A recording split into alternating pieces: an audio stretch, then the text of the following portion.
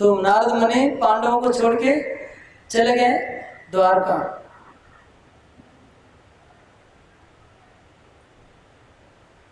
तो द्वारका का थोड़ा वर्णन करते हैं।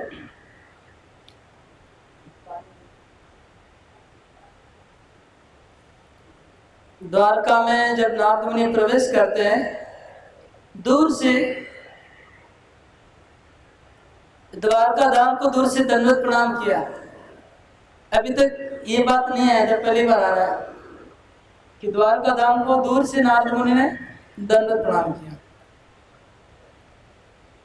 और उन्होंने दूर से देखा यादवों को। उन्होंने क्या देखा?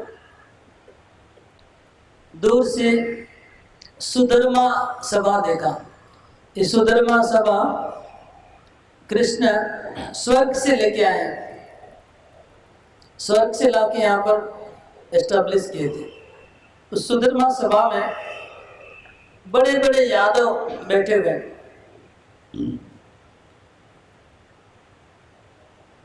सबके गले में पारिजात पुष्प की माला पहने हुए हैं। ये पारिजात पुष्प केवल स्वर्ग में खिलता है, पृथ्वी पर नहीं खिलता है। लेकिन कृष्ण पारिजात वृक्ष भी स्वर्ग से लेके आए थे, इंद्र के साथ झगड़ा करके उसकी माला पहने थे। और इन यादवों के शरीर से, एक एक यादव के शरीर से सूर्य जैसा प्रकाश निकल रहा था। एक एक यादव मतलब एक एक सूर्य, इतना प्रकाश निकल रहा था सबके शरीर से। दिव्य संगीत बज रहा था, दिव्य नृत्य हो रहा था, और उत्सव मतलब नॉन स्टॉप सेलिब्रेशन। द्वारका में उत्सव, कंटिन्यू उत्सव चल रहा है। उत्सव, जो भी बात कर रहा है वो कीर्तन, जो भी चलता है वो नृत्य होता है। सब नृत्य और कीर्तन केवल, और कुछ नहीं। और बहुत ऐश्वर्य, विचित्र ऐश्वर्य सबकी सेवा कर रहा था। और एक दूसरे से जोक कर रहे थे, हंस रहे थे, जोकिंग कर रहे थे, मतलब आनंद में डूबे हुए थे सब यादव लोग। चित्र विचित्र बातें कर रहे थे, चित्र विचित्र हंसी मजाक कर रहे थे, आनंद से सब लोग। और उनका जो शरीर का तेज था सूर्य को भी फीका करने वाला था। और नाना दिव्य आभूषणों से सज्जित थे। और यादव लोग जो उम्र में बूढ़े थे वो भी जवान दिख रहे थे सब। और श्री कृष्ण के मुखारविंद का दर्शन के अमृत में वो पान कर रहे थे। कंटिन्यूस श्री कृष्ण के मुखारविंद का जो देखने का जो अमृत है उसको पी रहे थे सब यादव में। एक एक्स्ट्रा क्वालिटी है यादव में जो इसके पहले नहीं आए थे। सब क्वालिटी एक्स्ट्रा है जो बताया जा रहा है, पहले कोई नहीं था। जैसे एक चीज एक्स्ट्रा है कि ये लोग कंटिन्यूस कृष्ण का मुख दर्शन करना चाहते हैं, नॉन स्टॉप, हमेशा भगवान का मुख देखते रहेंगे। ये पहले कहीं नहीं था।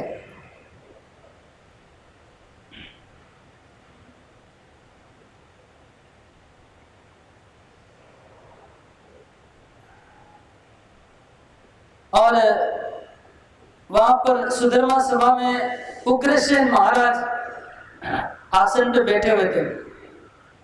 वो लोग बार बार अंतपुर की ओर देख रहे थे। अंतपुर मतलब जहाँ कृष्ण रहते हैं। देख रहे थे कि कृष्ण अभी आएंगे। कृष्ण का इंतजार कर रहे थे यादव लोग सभा में। कृष्ण को आने में देरी हो रहा था।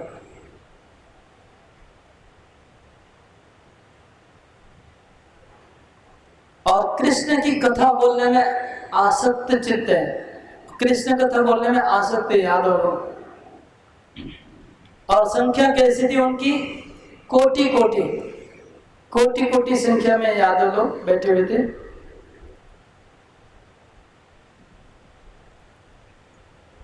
तब नारद मुनि प्रवेश किए। जब उन्होंने नारद मुनि को देखा सब लोग उठ गए। उठ के नारद मुनि ने यादवों को प्रणाम किया, तो यादवों ने नारद मुनि को उठा लिया, प्रणाम करने नहीं दिया, उठा के उनको ऊंचे आसन पे बिठाया नारद मुनि को।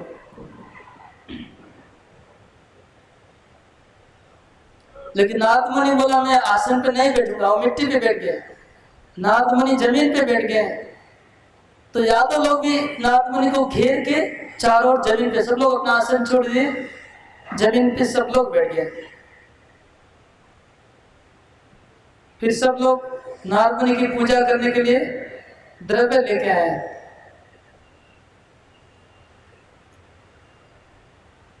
लेकिन नारद मुनि ने उन द्रव्यों को नमस्कार किया, लेकिन पूजा स्वीकार नहीं किया। अब नारद मुनि यादवों की प्रशंसा करने लगे, तो नारद मुनि बोलते हैं, भो कृष्ण पादा जमानुकंपिता लोकोत्तरामा अधुना दयत्वं युष्माकमेवा विरतं यथा कीर्तिं प्रगायन् जगति प्रमेयम् अहो अलम स्नादितमं यदोकुलं चकास्ति वैकुण्ठ निवासितोऽपि यत् मनोस्य लोको यदनुग्रहादयं विलङ्घ्य वैकुण्ठं इव राजति गीतादरित्रे भवति श्लोक चलेगा।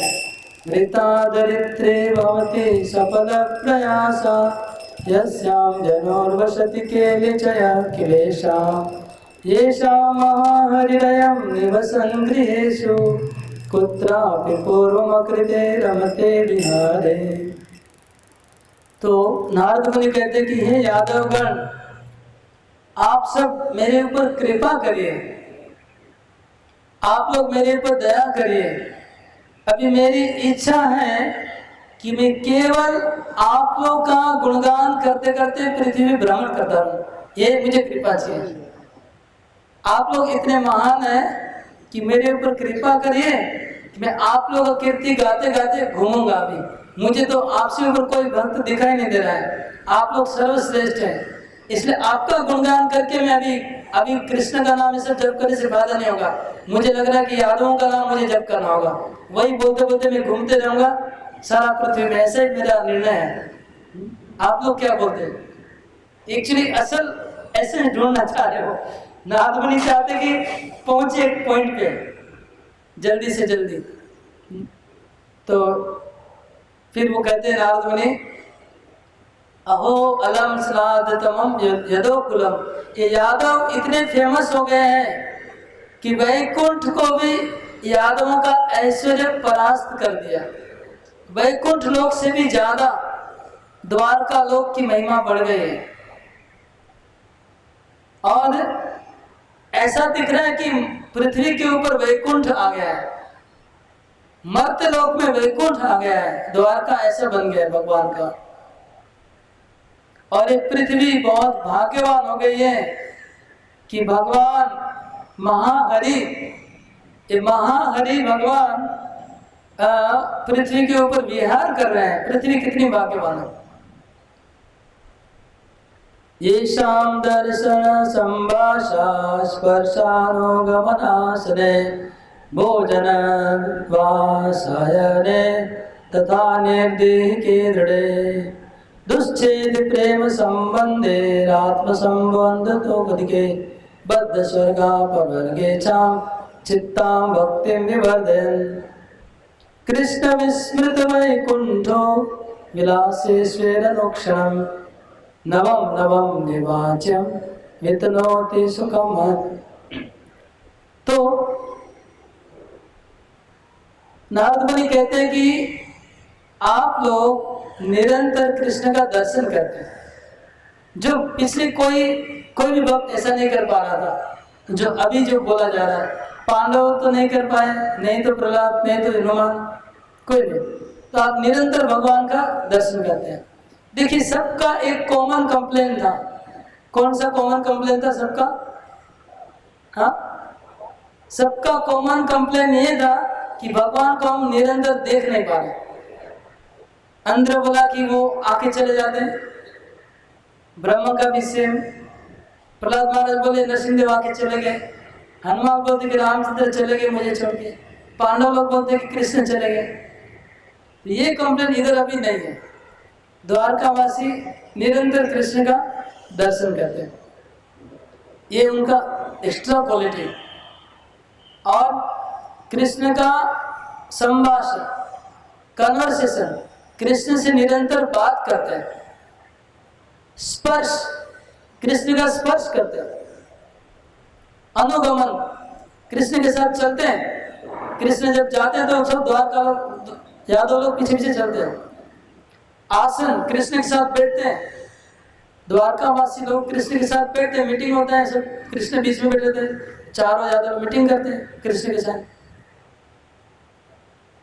और भोजन, कृष्ण के साथ भोजन करते हैं। ऐसा सौभाग्य किसी को नहीं मिला अभी तक, जिसका भी डिस्कस हुआ, किसी ने कृष्ण भोजन करना। विवाह, कृष्ण सबका विवाह कर रहे हैं, सब बच्चों का, नाती का, पोते का, उसमें सब लोग भाग ले रहे हैं। शयन, कृष्ण का सोने का सौभाग्य मिलता है यादवों को। और बहुत सारे फिजिकल रिलेशन कृष्ण के साथ हो रहा है, यादवों का फिजिकल टच मिल रहा है, साथ में बैठते हैं, उठते हैं, सब कुछ कर पा रहे हैं। दुश्चेते प्रेम संबंधे आत्म संबंध तो दिखे। कृष्ण यादवों को इतना प्यार कर रहे हैं कि यादव लोग अपने से भी ज्यादा कृष्ण को अपना मान रहे हैं। इतना कृष्ण को अपना मान रहे हैं कि ये लोग ने स्वर्ग और मोक्ष की इच्छा भी त्याग दी है यादव। उनको मोक्ष की इच्छा नहीं है अभी। और कृष्ण द्वारका में लीला करते करते वैकुंठ को भी भूल गए। वैकुंठ को भी भगवान भूल गए। शयासनाटनालाप क्रीड़ा स्नानासनादिषु वर्तमानापि स्वानि कृष्ण प्रेम्णा स्मरन्ति न।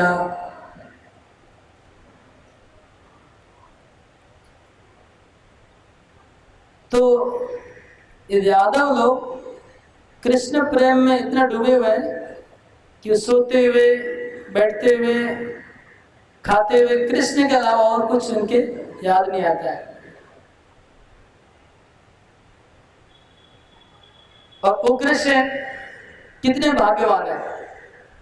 उग्रसेन की महिमा बताते हैं नारद मुनि कि उग्रसेन जब राज आसन पे बैठते हैं तो कृष्ण वहां पर आते हैं।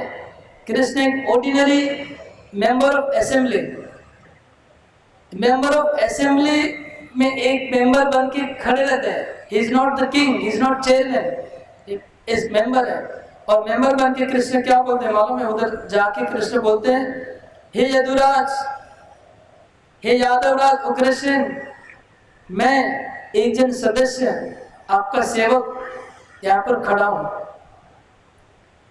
सेवक आपका इधर खड़ा है, मेरा प्रणाम स्वीकार करिए, कृष्ण से बोलते हैं। और हे देव, भो निधारय देवेति भृत्यं मामादिशेति च। हे देव, माय लॉर्ड बोलते हैं, कोई आज्ञा होगा तो कोई आदेश दीजिए, मुझे कुछ आदेश दीजिए। इस तरह से कृष्ण बात करते हैं। जब वो असेंबली में जाते थे तो कितने भाग्यवान है वो कृष्ण।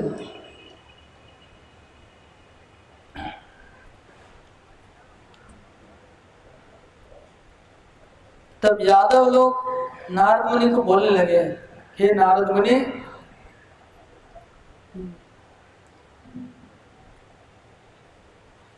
कि आप कृष्ण से आपने पूछे स्तम अस्मदीय महाप्रभु, आप तो हमारे से भी ज्यादा कृष्ण के पूजनीय हैं। आप जब आते तो कम, तो हमने अपनी आंखों से देखा है कृष्ण आपकी पूजा करते हैं। नारद मुनि जब द्वारका जाते हैं, कृष्ण नारद मुनि की पूजा करते हैं।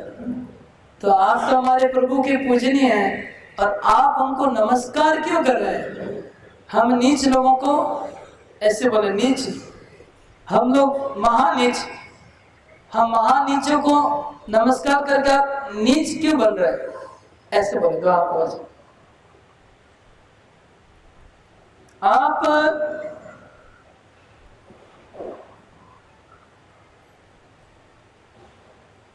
आप जो बातें कर रहे हैं उन बातों से ऐसा लग रहा है कि आप बातों करने में जो एक्सपर्ट होते हैं, ऐसे जितने भी लोग हैं उनसे भी आप एक्सपर्ट हैं, ऐसा लग रहा है आपकी बातों से।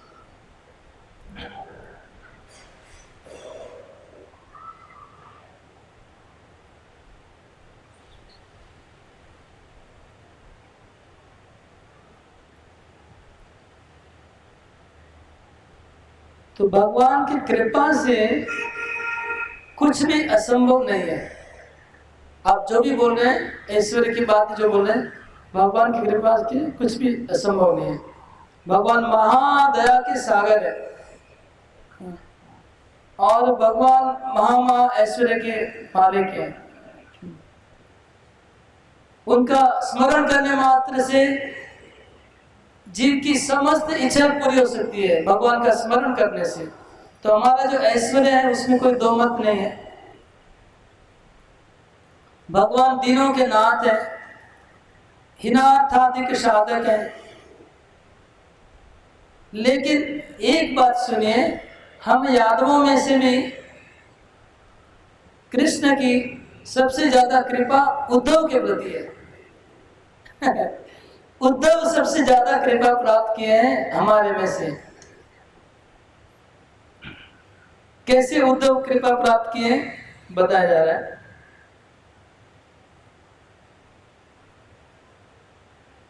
उद्धव कृष्ण के मंत्री हैं। जब सभा लगती है कृष्ण की तो उद्धव कृष्ण के नेक्स्ट बैठते हैं और उद्धव जो डिसीजन देते हैं वही फाइनल होता है। बाकी सब लोग कितना भी कुछ बोल दे वो होता नहीं है। उद्धव बहुत इंटेलिजेंट है, वो जो बोलते हैं वही होता है, इसलिए कृष्ण के प्रिय मंत्री हैं। उद्धव प्रिय शिष्य हैं कृष्ण के, कृष्ण के भृत्य दास हैं। जब कृष्ण द्वारका छोड़ के कहीं जाते हैं तो उद्धव जी को साथ में ले जाते हैं।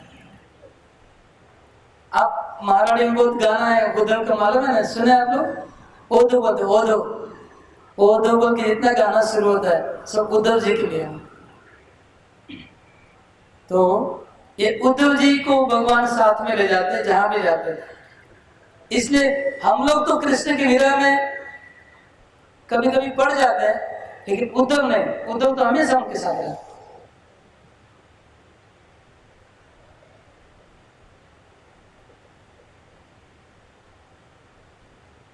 जब कृष्ण बहुत बार चले जाते इधर उधर, हमेशा द्वारका में नहीं रहते वो, जब चले जाते तो हम लोग बहुत दुखी हो जाते हैं। हम लोग इतने दुखी हो जाते हैं जब कृष्ण चले जाने पे कि हमारा दुख बहुत बढ़ जाता है। एक्चुअली भागवतम के पहले स्कंद में शायद 13वां अध्याय, 11, 12, 13, 3 अध्याय, इसमें द्वारका वासियों का वर्णन है। तो द्वारका वासी जब कृष्ण दूर चले जाते हैं तो बहुत दुखी हो जाते हैं, उनको पूरा जगत सुनने लगता है कृष्ण के बिना, इतने वो कृष्ण को देखने के लिए लालायित रहते हैं। तो यदि भी कृष्ण हमेशा द्वारका में रहते हैं, लेकिन कभी कभी चले जाते हैं, उनको टॉयलेट नहीं होता, तो बोलते कि कृष्ण जब वापस आते द्वारका में तो मिलने के बाद भी हम लोग को आनंद नहीं होता है। क्यों नहीं होता है? कि मिलने के बाद हम लोग के मन में डर बना रहता है कि फिर कृष्ण चले जाएंगे। वो डर के वजह से क्या हुआ कि अभी जो कृष्ण आया उसका आनंद भी चला गया। आपको अगर कोई गाड़ी दे दे एक अच्छा, वो बोलेंगे 2 दिन के बाद थोड़ा वापस दे देना, तो गाड़ी लेके कोई आनंद आएगा क्या? पहले कोई गाड़ी दे तो कृष्ण आए, लेकिन हमको पता है कि फिर चले जाएंगे। तो इस दुख की बीमारी से और कृष्ण आने का सुख भी हमको नहीं मिलता है। लेकिन उद्धव जी निरंतर इनकी सेवा करते रहते हैं। और कृष्ण के जो अंतरंग काम है, जो बहुत सीक्रेट काम है, जो कृष्ण को खुद करना चाहिए, वो काम उद्धव जी से करवाते हैं कृष्ण। बहुत सारे काम है, उसके कुछ उदाहरण है। जैसे एक बार सांब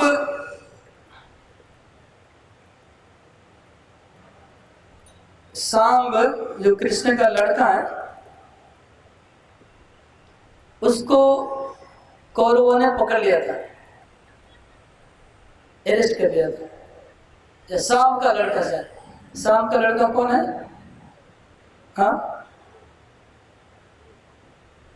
लक्ष्मण से किसका शादी हुआ था? सांब से। तो सांब को जब दुर्योधन ने पकड़ लिया था, तो सांब को छुड़ाने के लिए कृष्ण नहीं गए। कृष्ण का खुद का बेटा उद्धव जी को भेजा कि उद्धव जी तो आप जाके थोड़ा मेरे बेटे को छुड़ा के लाइए। तो अपना बहुत पर्सनल काम भी वो उद्धव जी से करवाते हैं। दुर्योधन और बलराम और उद्धव जी गए थे सांब को छुड़ाने के लिए। और ऐसे बहुत सारे काम, जैसे वृंदावन में गोपियां दुखी थी कृष्ण के विरह में, तो कृष्ण उद्धव जी को भेजा कि आप गोपियों को सांत्वना दे के आए हैं, वो मेरे विरह में बहुत दुखी है। तो उद्धव जी कृष्ण के साथ भोजन करते हैं, खेलते हैं। जैसे टाइम पास करने के लिए चेस वगैरह खेलना होता है, वो उद्धव जी कृष्ण के साथ खेलते हैं। और उद्धव जी कृष्ण का प्रसाद किसी को कुछ खाते नहीं। कृष्ण खाते हैं और जो झूठा छोड़ देते हैं वही उद्धव का प्रसाद होता है। और उद्धव जी कपड़े सिलाई नहीं करना पड़ता है। उद्धव जी को पता है, कभी उद्धव जी को कपड़े सिलाई नहीं करनी पड़ते। जो कृष्ण कपड़ा पहन के छोड़ देते हैं वही उद्धव जी का कपड़ा होता है। तो कितने कृपा पा रहे हो, कृष्ण के कपड़े पहन रहे हैं छोड़े हुए, कृष्ण का छोड़ा हुआ प्रसाद खा रहे हैं।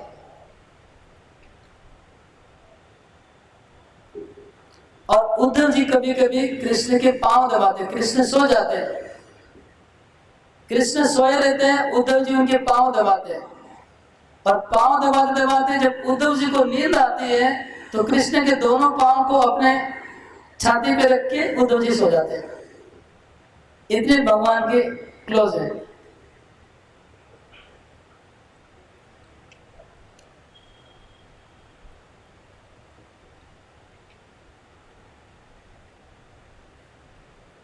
और कभी कभी जैसे उद्धव जी, कृष्ण जब कुब्जा को उद्धार करने गए थे तब साथ में उद्धव जी को लेके गए थे।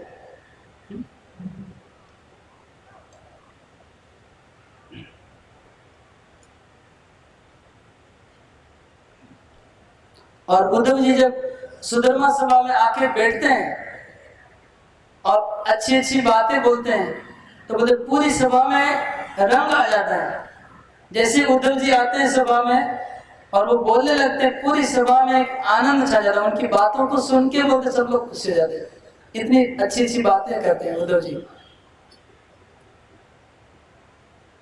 तो उनके सौभाग्य का वर्णन हम क्या बताएं? उद्धव जी की सौभाग्य का वर्णन करने के लिए हमारी क्षमता नहीं है। जब वो बच्चे थे, उद्धव जी जब 5 साल के बच्चे थे उद्धव जी, तब वो कृष्ण का मूर्तियों से खेलते थे बचपन में, जन्म के साथ। और जब उनकी माँ खाने के लिए बुलाती थी तो उद्धव जी वो खेल छोड़ के जाना नहीं चाहते थे खाने के लिए। तब से वो भक्ति कर रहे हैं।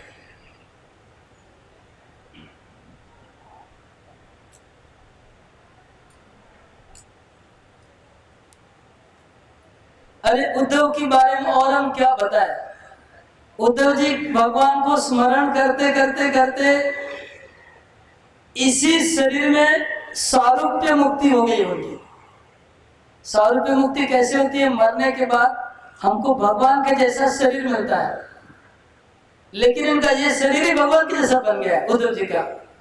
और कैसा, बहुत आश्चर्य की बात है कि उद्धव जी बाय बर्थ वो गौर वर्ण है, गोरे हैं, लेकिन कृष्ण का स्मरण कर देते श्याम वर्ण हो गए। और उद्धव जी श्याम वर्ण हो गए, सारूप्य मुक्ति हो गई उनको, और कृष्ण के कपड़े भी कृष्ण जैसे पहनते हैं, शरीर भी कृष्ण जैसा है। तभी उद्धव जी को देख के सब लोग मिसअंडरस्टैंडिंग हो जाता है, सब लोग को लगता है कि कृष्ण आ रहे हैं, इतने कृष्ण जैसे बन गए उद्धव जी, कितने महान है उद्धव जी। इवन भगवान के जो पुत्र है प्रद्युम्न, उनसे भी ज्यादा भगवान को प्रिय है उद्धव।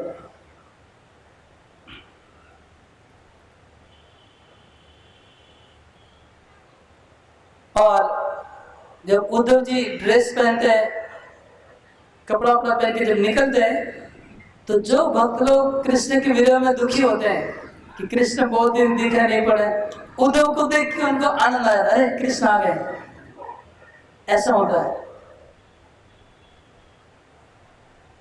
तो इत्यादि उद्धव का सौभाग्य वर्णन करते रहे यादव लोग। तब क्या हुआ,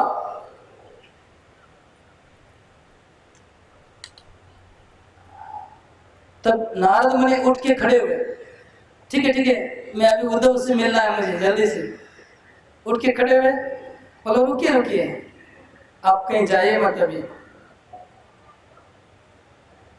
रुकिए, आप उद्धव से मिलने जाएंगे तो उद्धव जी को कहिए जाकर के कि सब लोग सभा में कृष्ण की अपेक्षा कर रहे हैं।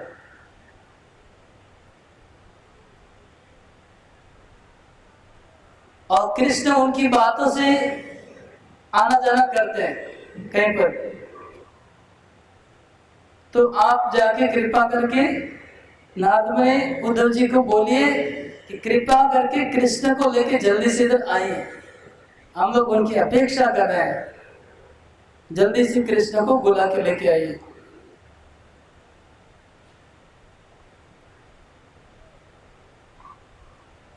आज्ञा पालन मात्रेक सेवादर कृतोत्सव यथा वंचितो नित्वा मिथ्या गौरव यंत्रणाम।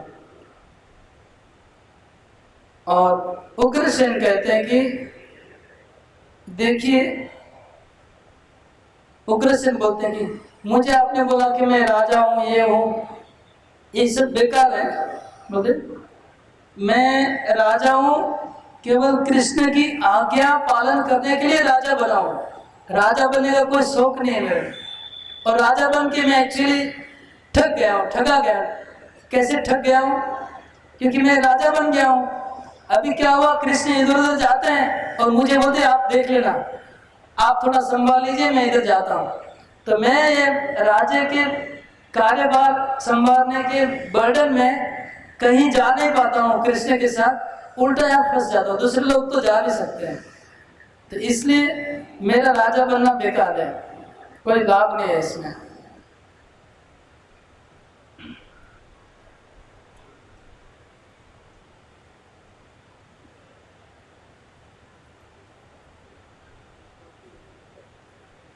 तो उद्धव जी, नारद जी आप उद्धव के पास जाइए और उद्धव जी को बोलिए जल्दी से कृष्ण को लेके आइए, इधर हम लोग वेट कर रहे हैं।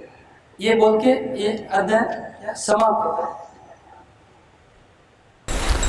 नारद मुनि को कृष्ण कहाँ रहते हैं, उनका घर का जो रास्ता पता था, क्योंकि वो नारद मुनि बार बार जाते रहते थे विद्यावारिका में। तो यद्यपि वो पागल हो गए थे, उनको दिक विधि का ज्ञान खो चुके थे नारद मुनि, लेकिन फिर भी उसके पांव ठीक उस तरफ चले गए जहाँ कृष्ण रहते हैं, उसी दिशा में नारद मुनि आगे बढ़ रहे थे। ऐसा लग रहा था कि नारद मुनि को कोई भूत पकड़ लिया है। तो उनके चल रहे थे, डगमगा रहे थे उनके पांव, सर उनके चकरा रहा था। लगता है कि कोई भूत पकड़ लिया है, कोई उन्माद पागल व्यक्ति जा रहा है। बार बार गिर जा रहे थे, चलते चलते लड़खड़ा जा रहे थे, गिर जा रहे थे। इस तरह से चलते चलते नारद मुनि कृष्ण के घर के पास पहुंच रहे हैं।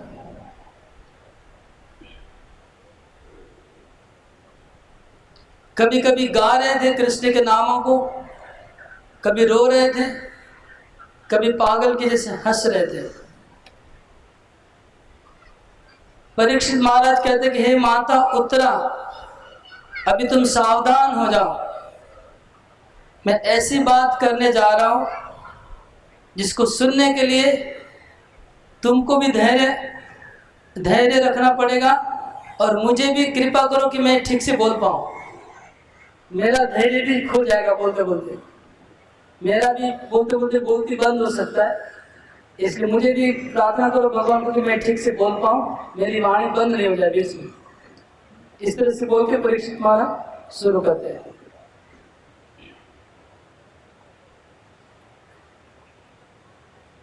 उस दिन द्वारका में एक घटना घटी। कृष्ण सो रहे थे अपने कक्ष में।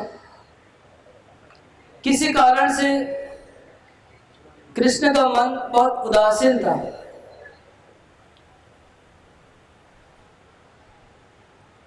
उनको नींद नहीं आई थी और उद्धव जी भी कृष्ण के साथ थे। वो कृष्ण को छोड़ के भगवान के घर के बाहर अंगीने में आके बैठे हुए थे और उद्धव जी उदास लग रहे थे।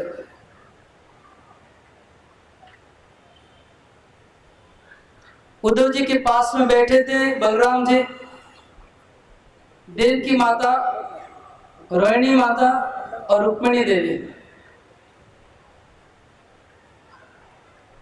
और सत्यभामा, कालिंदी, मित्रा, लक्ष्मणा, सब कृष्ण की पत्नियां बैठी हुई थी।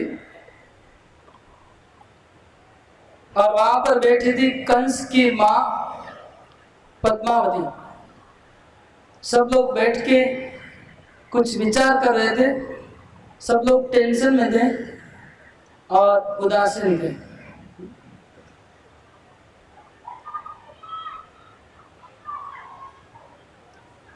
जब नारद मुनि को देखा उन्होंने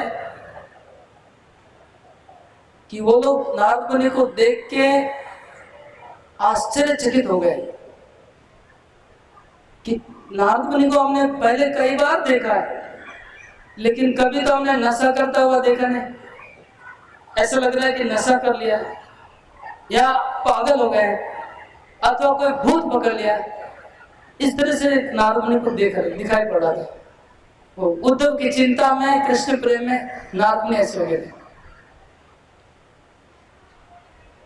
तब सबने जाके नारद मुनि को ठीक से पास में बुलाया और उसको ठीक ठाक किया। नारद मुनि को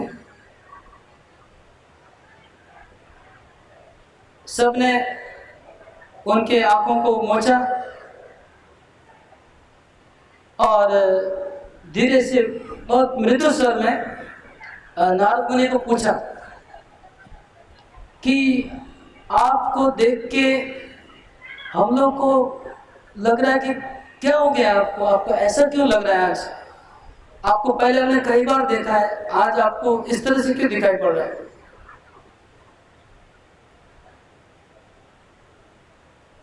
आप थोड़ा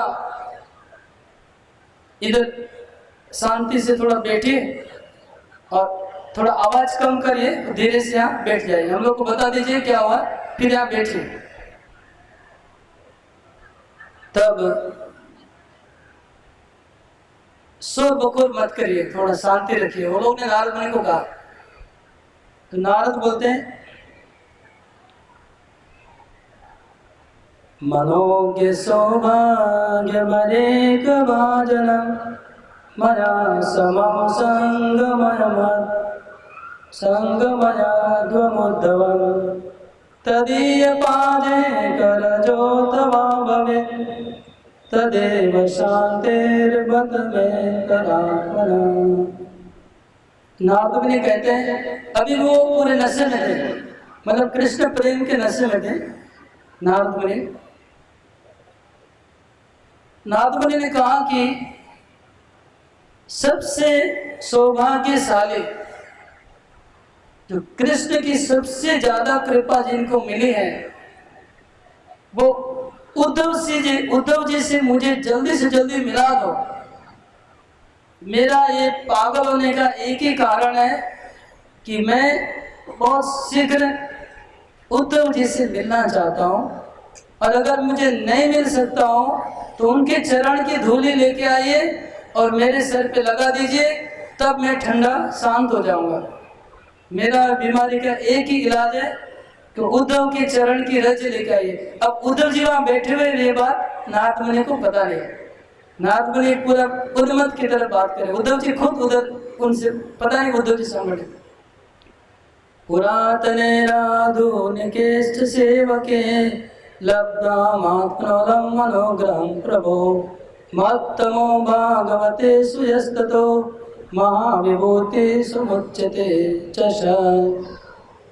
नारद मुनि कहते हैं कि प्राचीन और आधुनिक जितने भी भक्तों से मैंने साक्षात्कार किया है, उन सबसे श्रेष्ठ सर्वश्रेष्ठ कृपा प्राप्त केवल उद्धव जी निकले। वो महाभागवत उद्धव जी हैं, और कृष्ण स्वयं भागवतम में कहते हैं कि उद्धव जी मेरा वैभव प्रकाश है, वो महाविभूति है मेरी। भगवान कृष्ण कहते हैं भागवत में, पूर्वे परे च तनया कमलासनाद्या संकर्षणादि सहजा सुहृदा शिवाद्या भार्या रमा देवतानुपमा सुमूर्तिर् नस्य प्रभो प्रियतमा यदपेक्षया हो। कृष्ण स्वयं कहते हैं कि उद्धव जी मेरे इतने प्रिय हैं कि मेरे नाभि कमल से जन्म लेने वाले ब्रह्मा जी भी उतने मेरे प्रिय नहीं है जितने उद्धव जी। मेरे सगे भाई संकर्षण उतने मेरे प्रिय नहीं जितना मुझे उद्धव जी प्रिय हैं। शिव जी उतने मुझे प्रिय नहीं है जितने उद्धव जी मेरे प्रिय हैं।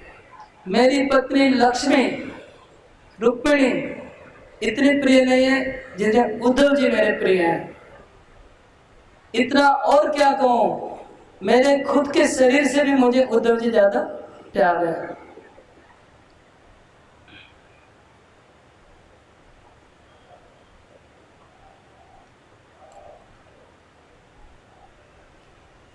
प्रविश्य कर्णद्वारेण ममाक्रम्य हृदयं मदीयं सकलं धैर्यधनं लुण्ठन्ति हठात्। तो नारद मुनि कहते हैं कि मैं अभी भी यादवों की सभा में गया था, और यादव लोग ने उद्धव की महिमा का गान किया। अब उद्धव की महिमा का गान जब मेरे कान में प्रवेश किए और मेरे हृदय में गए, तो मेरे हृदय को अपहरण कर लिया, और वो उद्धव की महिमा मेरे हृदय में जैसे प्रवेश की, तब से मैं पागल बन गया उनकी महिमा सुन के। तब उद्धव जी बहुत असमंजस में पड़ गए नारद मुनि की बातों को सुन के। उन्होंने तुरंत नारद मुनि के चरणों में दंडवत प्रणाम किया और नारद मुनि के चरणों को अपने छाती से लगा लिया।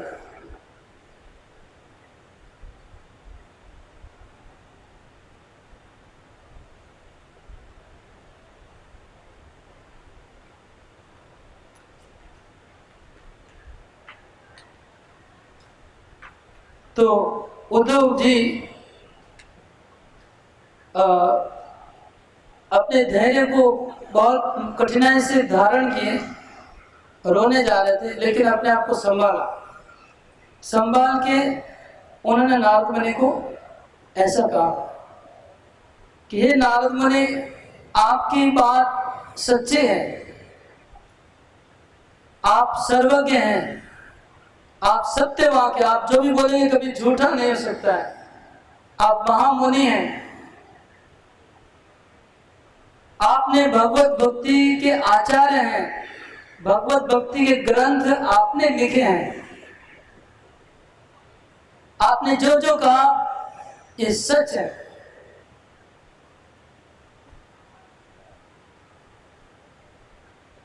मेरे ऊपर ही भगवान की सबसे ज्यादा कृपा है, उससे ज्यादा किसी के ऊपर नहीं है। ये मैं भी सोचता था, ये मेरा भी ऐसा ख्याल था कि मैं सबसे भगवान का प्रिय हूँ, क्योंकि मैं 24 घंटे उनके साथ रहता हूँ। मैं उनके साथ बैठता हूँ, उठता हूँ, खाता हूँ, सोता हूँ, चलता हूँ, सब कुछ कर पाता हूँ, तो मैं सबसे क्लोज हूँ। लेकिन जिस दिन मैं व्रज में गया, जब मुझे कृष्ण ने व्रज में भेजा, वृंदावन भेजा, और मैंने जब ब्रजवासियों को देखा, तो मेरा वो गर्व चूर्ण चूर्ण हो गया। मैं जो गर्वे था कि मैं बड़ा भक्त हूं, वो चूर्ण हो गया है।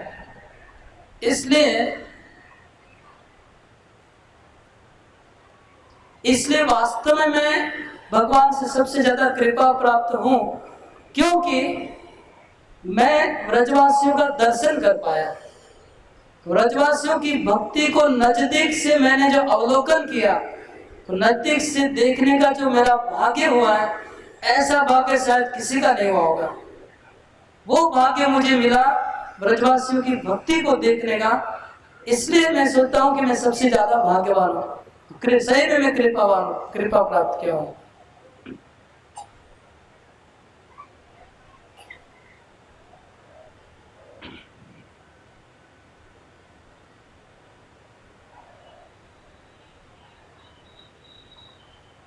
गायं गायं यदभिलषता यततोऽनुतिष्ठन्ति तत्सर्वेषां सुविदितस्तत् शक्यते नन्न वक्तुम्। तो उद्धव जी कहते हैं कि मैं कई बार मैं कह चुका हूँ, और ये पूरी दुनिया जानती है कि व्रज में जाने के बाद मैंने क्या डिक्लेयर किया। ये तो आपसे छुपा हुआ नहीं है। मैं व्रज में जाने के बाद मैंने डिक्लेयर किया है कि हे भगवान, मुझे अगले जन्म में वृंदावन में एक घास का तिनका बना के जन्म दीजिए, एक गुलमलता वृक्ष बना के जन्म लीजिए, ताकि ब्रजवासियों की चरण धूलि, कभी यहाँ से वो लोग निकलेंगे तो उनकी चरण धूलि मेरे ऊपर पड़ेगी। ये मेरी प्रार्थना रही है भगवान के पास, जन्म जन्म में ब्रजवासियों की धूलि चाह रहा हूँ। और ये बात पूरी दुनिया जानती है, मैं कई बार कह चुका हूँ, आप भी जानते हैं। इसलिए आप जानते हैं कि सबसे भगवान के प्रिय कौन है।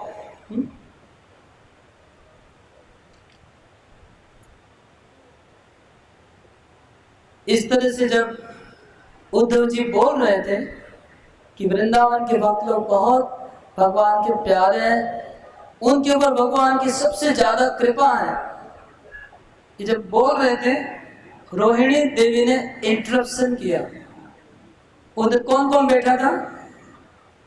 कृष्ण के घर के बाहर नारद जी थे, बलराम जी हैं, उद्धव जी हैं, देवकी है, रोहिणी है, कंस की मां पद्मावती है, और अष्ट पटरानियां, रुक्मणी सतम। तो रोहिणी बोलती है,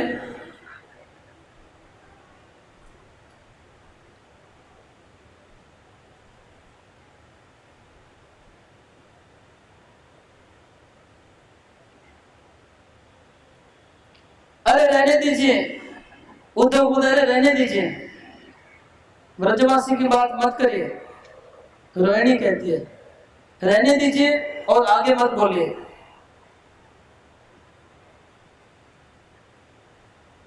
महादुर्दैव मारितान सौभाग्य गंध रहितान निमग्नान दैन सागरे।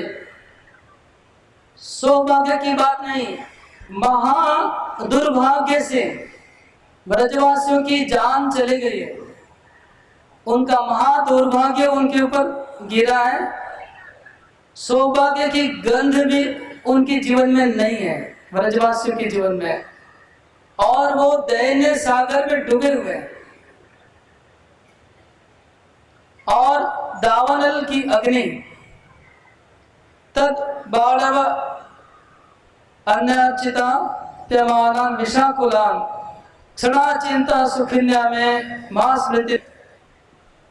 मुझे व्रज में लेने गए थे, और मुझे जब लेके आए थे व्रज से, एक्चुअली रोहिणी देवी, आपको बैकग्राउंड बोलना जरूरी है थोड़ा सा, नहीं तो समझ नहीं पाएंगे, बहुत लोग नए भी है ना। तो कंस के अत्याचार से वसुदेव की 8 पत्नियां हैं, प्रमुख पत्नियां। तो रोहिणी देवी को वसुदेव ने वृंदावन नंद महाराज के हवाले रख के आए थे, और उसके बाद जब कृष्ण का जन्म हुआ तो वसुदेव कृष्ण को भी नंद महाराज के रख के आए। तो नंद महाराज वसुदेव को हेल्प कर रहे थे प्रोटेक्शन में, कंस के प्रॉब्लम से। तो रोहिणी और कृष्ण दोनों यहाँ से वहां रखे गए थे वृंदावन में। तो जब बाद में कृष्ण ने आकर के कंस को मार दिया, तब वसुदेव ने रोहिणी को वापस नंदगांव से लेके आ गए, वृंदावन से द्वारका में लेके आए। तो रोहिणी एक ऐसा कैरेक्टर है जिन्होंने वृंदावन लीला में पूरा भाग लिया है और द्वारका लीला में भी पूरा भाग लिया। एक ऐसे व्यक्ति रोहिणी देवी वृंदावन में कृष्ण से जन्म से लेके एंड तक सब कुछ अपनी आंखों से देखी है, और उसके बाद भी देखी है, कृष्ण के जाने के बाद भी। और अभी द्वारका में तो रोहिणी बोल रही है कि ब्रजवासियों की बात मुझे याद मत दिलाओ, वो लोग दैन्य के सागर में डूबे हुए हैं और उनकी चिंता से मेरे हृदय में दुख होता है। मैं द्वारका में रहकर भी मैं दुखी हो जाती हूँ जब उनके बारे में सोचती हूँ, और मैं भूल नहीं पाती हूँ। तो बहुत मुश्किल से मैं उनको भुलाया है, अब तुम याद मत दिलाओ उनका। और जब मुझे वसुदेव जी वृंदावन से लाए थे, उस समय यशोदा मैया का जो हालत था वो मैं बताती हूँ। यशोदाया महारताया तदानी तन रोदने ग्रीवो अपि रोदिति असने अत्यंत दलति ध्रुवम। यशोदा इतना रो रही थी कि उनके रोने से वहां के पत्थर भी पिघल गए थे वृंदावन के। और जो वज्र है, वज्र जो सबसे कठोर होता है, वो वज्र का भी टुकड़ा टुकड़ा हो गया। ऐसी यशोदा रोई थी।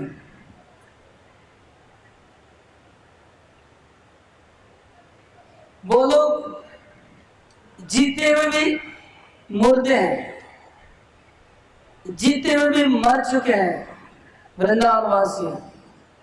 उनकी बात मुख पे अब मत लाइए। और ये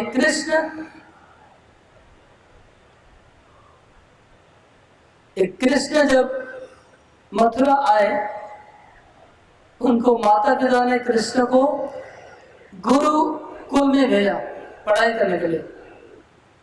और मैं जब द्वारका आई तो कृष्ण बोला हम गुरुकुल से पढ़ के लौटे। तब मैंने कृष्ण को बताया कि कृष्ण, तुम चले जाने के बाद वृंदावन वासी बहुत दुख में है। उनका पूरा दुख का वर्णन किया कृष्ण को।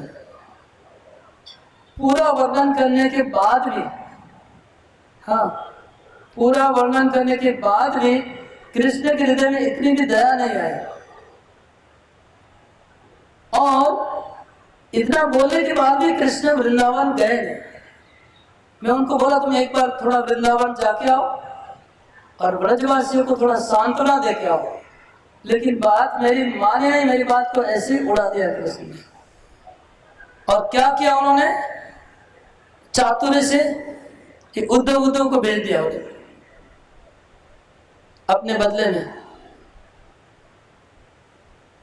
एक उद्धव जी बातों करने में चातुर है और कृष्ण भी चतुर है, तो उनको भेज दिया। तो यही तो ब्रजवासियों के ऊपर भगवान की कृपा है। क्या आप कैसे बोलेंगे कि वो कृपा के पात्र हैं ब्रजवासी सबसे श्रेष्ठ? मुझे तो विश्वास नहीं होता है।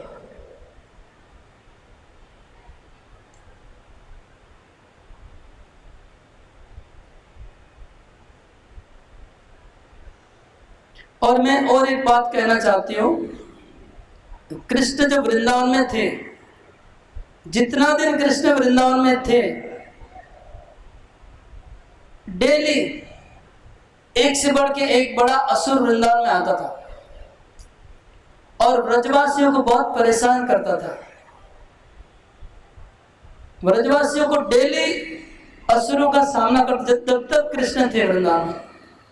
लेकिन ब्रजवासी लोग, जैसे पुत्रा आए, केसी आया और बहुत सारे असुर आए, इंद्र ने परेशानी की, अगासुर ने परेशान किया, लेकिन ब्रजवासी लोग कभी भी एक बार भी मन में नहीं सोचे, उनके मन में विचार तक नहीं आया कि कृष्ण की वजह से हम लोग को दुख हो रहा है। उन्होंने केवल कृष्ण की सुख कामना की, कृष्ण की कैसे भलाई हो, कृष्ण का कैसे मंगल हो, यही वो सोचते रहे हमेशा ब्रजवासी लोग। उनको इतनी सारी परेशानी हुई, कोई भी परेशानी उनको याद भी नहीं है, उनको लगता ही नहीं कि कोई परेशानी हुई है, इतने वो कृष्ण भावना में डूबे हुए हैं।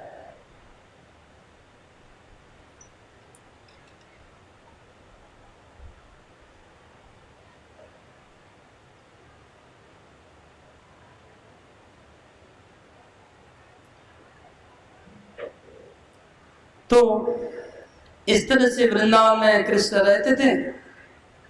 और अब इधर आ गए द्वारका में, और कृष्ण ने उनके लिए क्या किया, ब्रजवासियों के लिए कृष्ण ने क्या किया, मुझे बताइए। कुछ भी नहीं किया।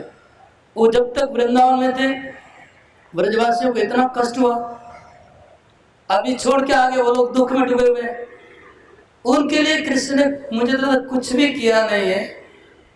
और अभी और मैं क्या बताऊं कृष्ण के बारे में, और उनको कृपा है भगवान की, कैसे हम बता सकते हैं। ऐसे जब इस तरह से जब रोहिणी बोल रही थी, तो बीच में कंस की माँ पद्मावती इंटरप्ट करती है। अभी देखिए, कंस की जो माँ है वो मतलब उसको क्या है, कैसी है, वो दुष्ट है। कंस की माँ दुष्ट है, क्योंकि दुष्ट है इसलिए तो उसका बेटा दुष्ट हुआ, कंस दुष्ट हुआ। तो कंस की माँ दुष्ट है और बहुत उसका आचरण, कथा, बातचीत एकदम अच्छा नहीं है। हाँ, बहुत खराब बात करती है। और वो बूढ़ी हो गई है। बूढ़ी होने की वजह से उसने बुद्धि उसकी चलेगी, बुद्धि एकदम नहीं है उसके अंदर, कंस की माँ के अंदर। और उसका शरीर कांपता रहता है, ऐसा बुढ़िया कांपता रहता है। तो कांपते कांपते बोलने लगी। उनकी बात सुनने से और दुख बढ़ जाएगा सबका। हाँ? तो वो क्या बोलती है, अरे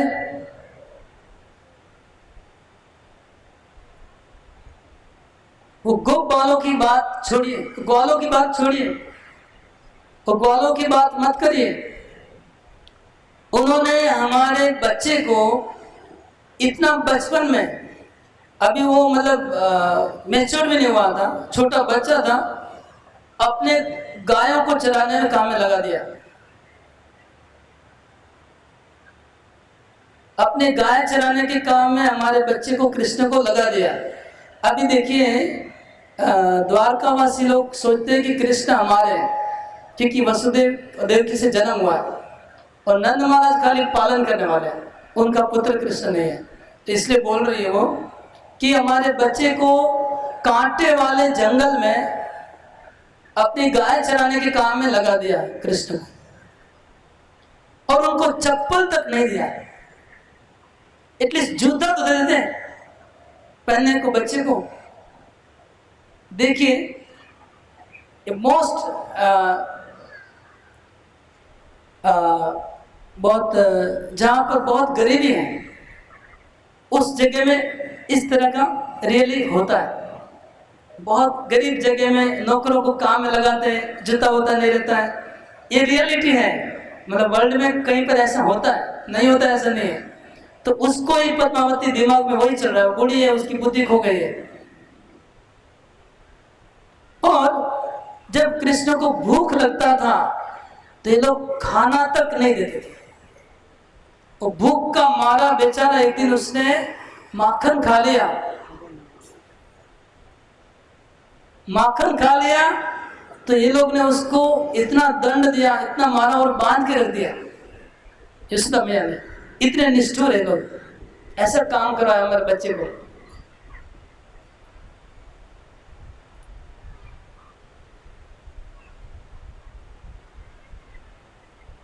अब तुम चिल्ला रहे हो कि वो लोग दुखी है, हाँ?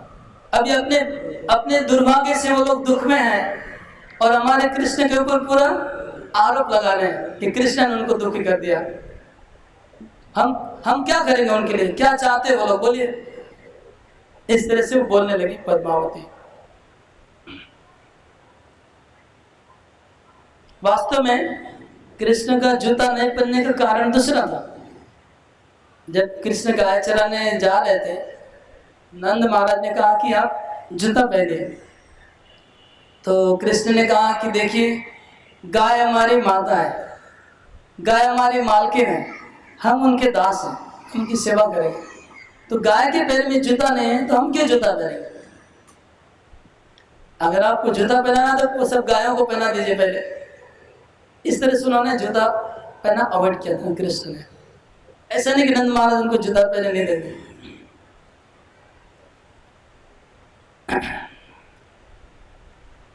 तब रोहिणी